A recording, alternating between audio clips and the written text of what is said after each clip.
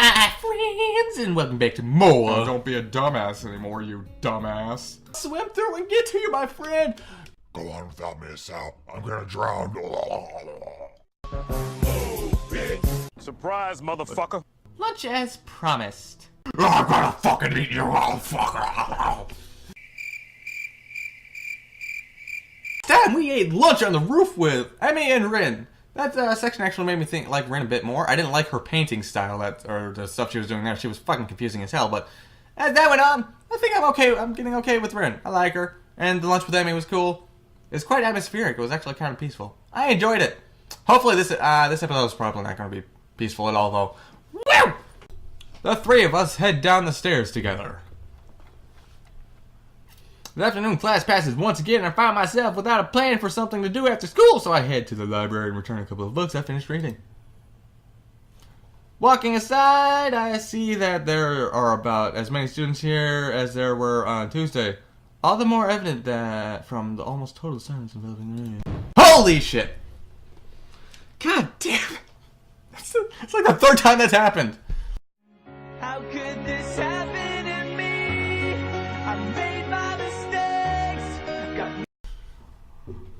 As I drop the books I borrowed into the return slot of the counter, Yuko suddenly pops up from behind it, quite startled from the banging they made as they hit the trolley next to her. Sorry, Yuko, I didn't mean to startle you. No, that's fine. It happens a lot. I'm used to it by now, hearing big banging sounds. Most of the time, it is on me. Can I help you? It's okay. I think I know where everything is. Thanks anyway. I suppose I'll grab another book or two while I'm in here. There's not much else to do, and after reading so much during the state hospital, it's become a hard habit to break. I wander down the fiction section towards the back library, scanning bookshelves. From anything that catches my eye. As I do, I look over the corner where Hanako had been last time I was here. Not really expecting anything to come of it. Hey, there's Shizuki! Surprisingly, though, she's there, absorbed completely in a fairly thick book. I decided against intruding on her like last time, and I get back to finding my reading material. Nothing? Okay. I love this song. After an incredible amount of time spent pursuing the aisles, I finally decided on a couple of books to get slide from shelves. With a minimum of fuss, I quickly walk over to the counter, check out my books, and pop them in the bag as I walk out. By the time I leave the main building, sunset isn't too far away. A small trickle of students remain by the majority, and that presumably in their dorms. Feeling utterly drained, I head up to my room and read a book I borrowed, then enough action excitement from one day already. First is Alice's Adventures in Wonderland. Not bad. Good pick, son. Good pick.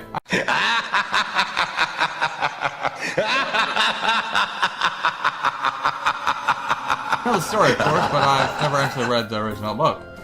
It's just as trippy as I remember the story to be, with the wacky characters and nonsense plot. I started thinking of myself as some kind of Alice too, absolutely trembling down a rabbit hole into this crippled wonderland. God damn it, Asao! Okay, that's rather a strong expression. Still, this late location and the overload school accommodates to absolutely everything is unsettling. It's like another world. Why I can't shake the feeling of being an outsider like Alice, despite most of everything being so hospitable and friendly with me. Turning another page, my mind starts drifting farther away from the book. It's quiet. It's quiet. I can hear my heartbeat thumping against the fabric of my shirt. I've never once had it so quiet where I could actually hear my fucking heartbeat. I don't think that's something I would want to hear. For some reason, it makes me feel really bad, like it's since the time of the forest with Ironico, like I was locked in a cage or something nasty and scary. I put the book down for a while and stared at the ceiling and time shake off the feeling. 200 pages later, I fall asleep. Holy fuck, 200. I can hardly read like 20 pages without getting bored. I'm bad at reading.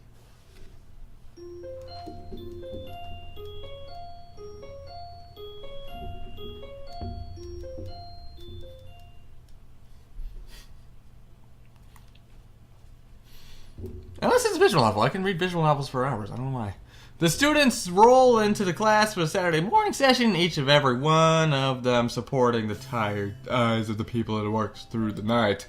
With only a day left to prepare, I suppose it's not so surprising. Thankfully, we only have to suffer through classes until lunch break, and then our time is our own. Mattel lurches into class as a tired stagger. I suppose students aren't the only people who get to enjoy the last Friday night. Without saying a word, he scrolls some page and question numbers on the board and slumps down at his desk. It's completely ethical behavior for him, but it appears that no one in class is going to call him out for it.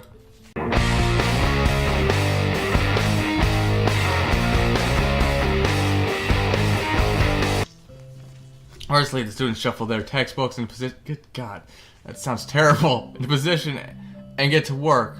Not wanting to break the trend, I do the same. Fatigue has made the class antisocial. Not a peep is heard among the ruffling papers. They can partly be attributed to the two empty seats besides me. For some reason, Misha and Shizune are apprentices, probably doing council work for the festival. It's very quiet without Misha present. God, that girl's loud. I wonder if she was born as rowdy as she is, or if she's making up for Shizune's lack of voice. Making up, good God. Nikai, can I speak for you for a moment, boy? I'm so engrossed in thinking about Misha that I didn't even notice Mattel approaching my desk. Sure, what's this about? It's probably better if we speak outside the classroom. Something about this doesn't sound too good, but I stand up and follow him out into the hallway. Mattel stands in the hallway scratching his head as he works out, trying to say, not knowing what's going on, I just wait aside, whatever. I heard from the school head nurse that you had an incident the other day. So it's about that, okay. Well, kind of, but it's not anything to be worried about. Yes, it is, dumbass. Didn't he tell you not to be a dumbass?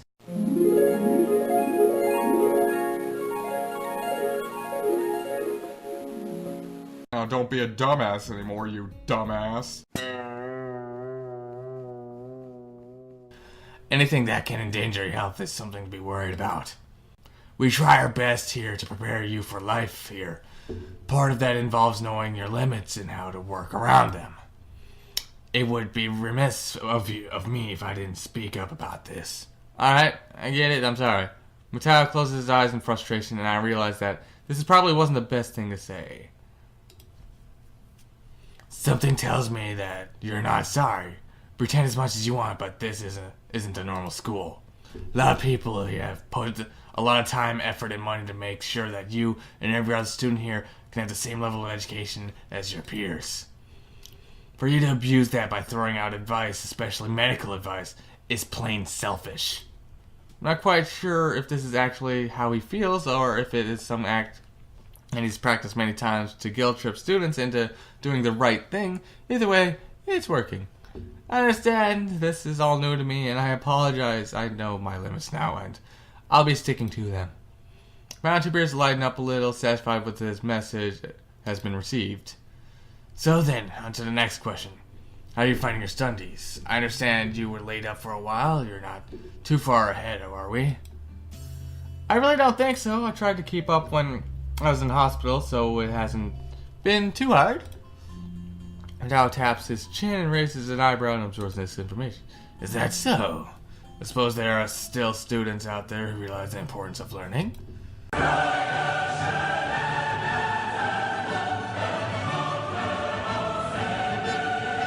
wouldn't go that far. I was just only trying to keep myself occupied in a little life support person. Well, yeah, you've got to keep up with these things, right?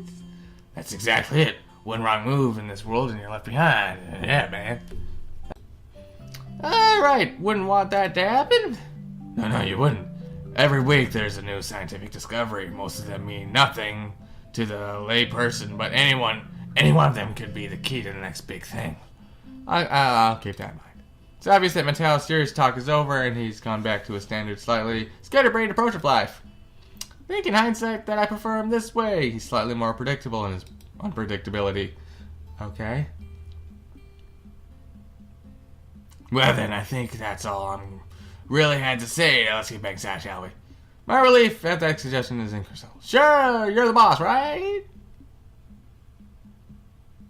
Okay! Please, okay! Mattel pauses for a moment. Thank you. I don't think any of my students have ever said that to me before. For an instant, I consider replying to this, but something deep within my knee tells me to shut my mouth and get back into the classroom. I feel my students jump at the sound of the door, rapidly trying to pretend that they were working on questions on the board. Some don't even bother, their heads slumped on the desk as they nap. Thankfully, it would appear that Mattel doesn't even notice them. He returns to his desk and retrieves a scientific journal from one of the drawers. I guess I got to him there. The class returns to the near silence that Mattel and I left before our chat. Mixed feelings of tiredness and anticipation buzz the room. Everyone here is waiting for a chance to rest or a chance for their last minute preparations underway. The clock on the wall slowly takes the remaining classroom time away until finally the bell cry out, enduring the torment. Oh God. Before you all leave, I expect the answers for those problems by Monday. The class sighs as one instantly regretting slacking off, but still acutely aware of their more pressing issues at hand. The class limit empties in a blink of it as everyone rushes to last-minute festival preparations.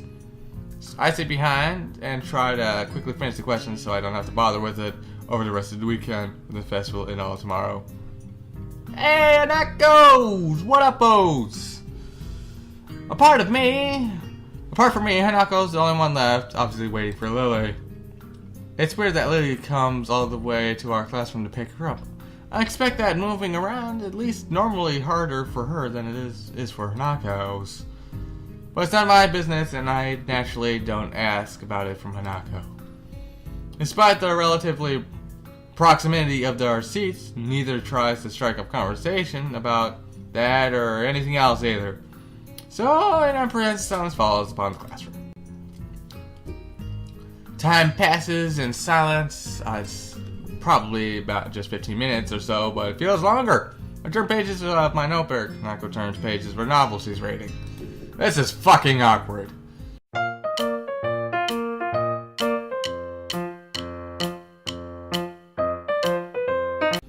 My pencil lead splinters against the paper just when I was about to finish a paragraph.